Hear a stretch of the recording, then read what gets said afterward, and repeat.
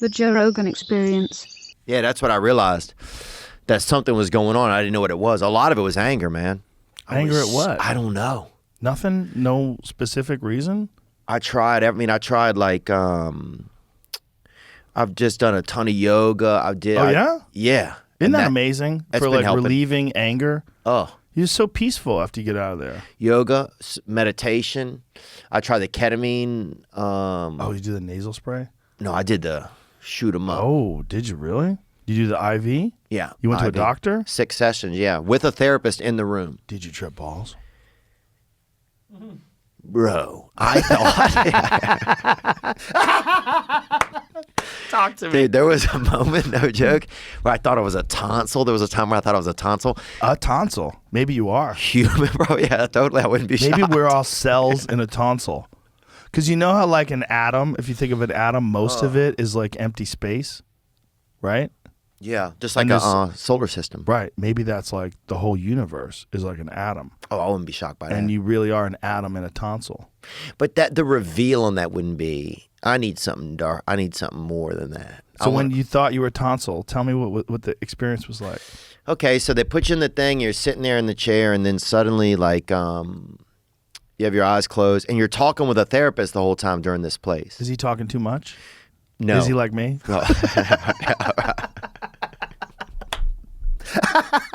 No, I don't think I'm glad you talk because it's hard for me. The most I've ever talked in my life is a couple times with you ever in my life. All right, like back to ketamine. Yeah.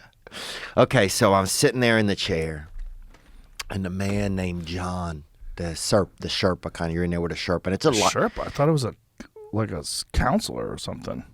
I mean, Therapist. it's a counsel. He had a whistle around his neck, so that's the only part that made it a little bit dicey. But God damn it. But it was sanctioned. It's in a beautiful facility. It's a nice facility. So you go in, they put it in you. I'm sitting in the chair. He had a whistle? I think it might have been a safety piece he had from being a child or something. He could have been, I don't know, lifeguard. I have no idea what his past was like. But he was a nice guy, but he's a therapist. So I'm sitting there and I start dreaming, like a regular dream, I start dreaming a little bit. I'm still talking to him. And then I start talking about being a kid. I love thinking about being a kid and stuff. And so I start talking about being a child. And then I start talking about my dad. And now, like, the darkness is starting to have, like, kind of shapes in it. And things are starting to feel that I'm talking about are starting to feel real. Like, this feels real. I'm sitting in here with you. And there's this table here. And so I can feel this feels real. Jamie's right there. So things like that I'm talking about start to feel. It has a feeling, not just a vision.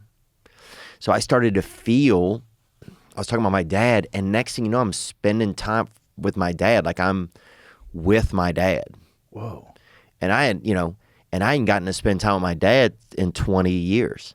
So like and I remember I got to let my dad know that I loved him. I didn't know if he ever knew, And it was this crazy thing, dude. I'm sitting there and I'm bawling, crying, and like, I didn't plan on that when I went in there, but it felt like I was really with it felt as real as sitting here with you. Wow. Which for somebody being deceased and gone, it was so powerful. I would think that would be a hard thing to share with someone you don't know.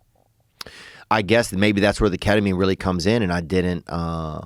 It didn't bother you that you didn't know? And I'm okay with I shared a lot of I share a lot of emotional stuff. So I think I'm probably more prone to it maybe than some people. But I would just imagine that, like, if you don't know this man and you're sitting down, it's like an intensely personal part of your life.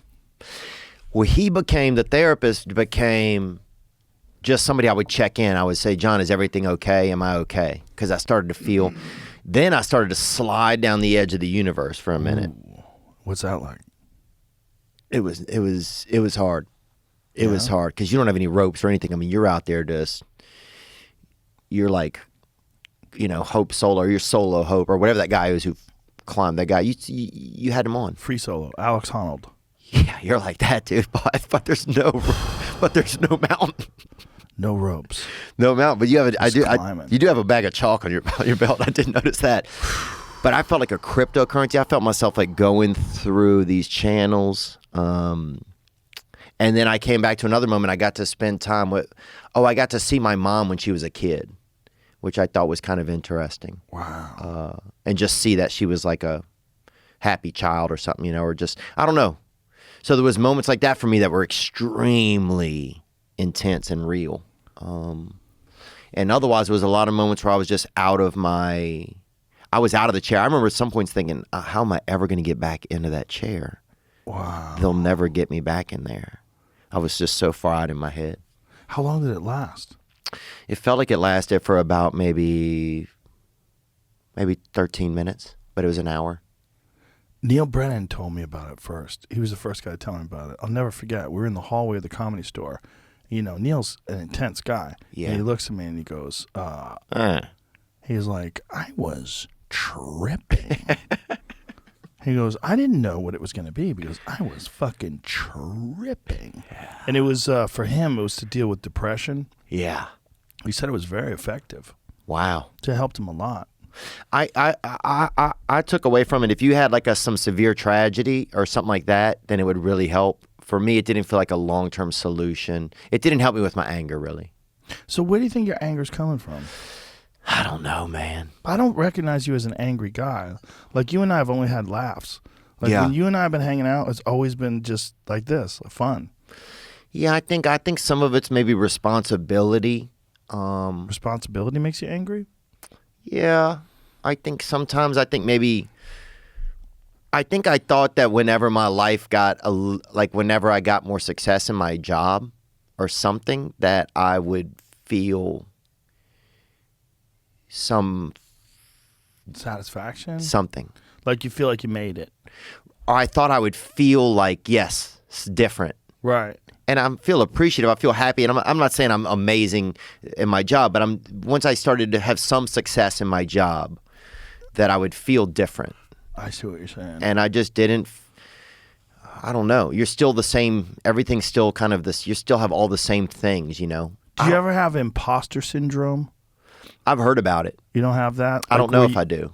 The idea is that like you can't believe that you're successful, and you feel like eventually the world's gonna wake up and go, "Why the fuck am I paying attention to this guy? He's out here talking crazy shit about his cousin getting bit by a gay guy." Well, it happened on Halloween. You know? That's my favorite joke you do. Well, it happened in Los Angeles, that dude. That joke kills me. It fucking happened in Los Angeles. The guy was dressed up like a baby deer, and my cousin loved to deer hunt. That was the crazy part. So the dude comes out, and he, you know, his first instinct is to feed him or whatever, you know, sprinkle that piss out there or whatever. And the fucking dude bit him, man. That's, you know, that's Newsom. A guy biting you is it Newsom's fault? I mean, I don't know. Just show me what's happening. It might be his fault. Yeah. I'm willing to go with you and blame Newsom. Watch the entire episode for free only on Spotify.